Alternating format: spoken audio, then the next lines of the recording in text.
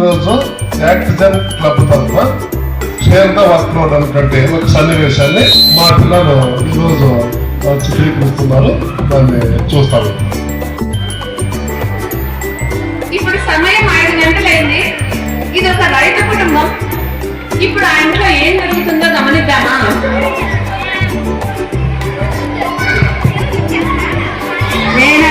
సోము లేరా, పొలానికి పోరా, నీళ్లు పట్టుకోరా, లేట్ అయితే కరెంటు పోతుంది, నీళ్లు రావు. సరేనమ్మా, మొగం కడుక్కొని బయలుదేరుతాం. పిల్లలు మీరు లేండి, చదువుకోండి. సరేనమ్మా, చదువుకుంటాం కాసేపు.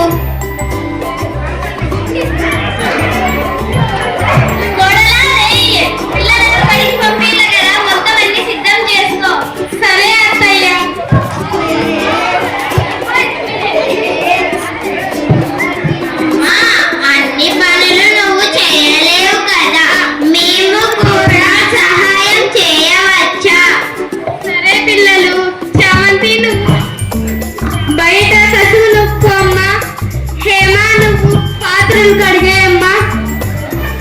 చరణ్ సాయి, నువ్వు అందరి దుప్పట్లు మడత పెట్టు. నేను నీకు కూరగాయలు తరిగిస్తాను. నీకు అన్నము కూర చేయడానికి సులభం అవుతుంది.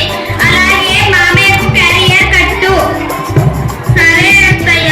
మా అత్తయ్య ఎంత మంచిదో, నాకు పనుల్లో సహాయం ఎంత బాగా చేస్తుందో.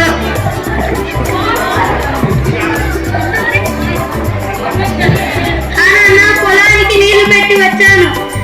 నేను ఇక స్నానం చేసి వస్తాను. ఆమె అంతా చేసినాం చేస్తానా, నువ్వు పోయి చేసాకు, అంతా కలిసి ఫోన్ చేద్దాం.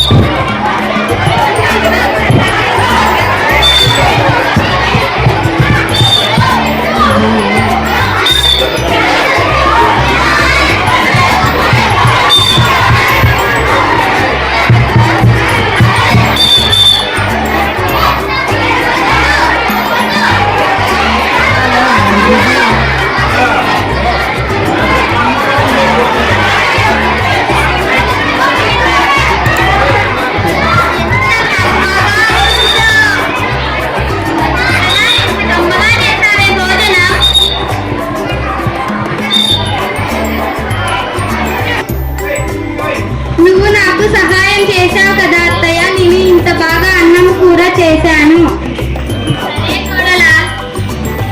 చూశారుగా, ఏదైనా సరే పని అందరూ కలిసి చేసినట్లయితే సులభంగా పనులు చేసుకోవచ్చు.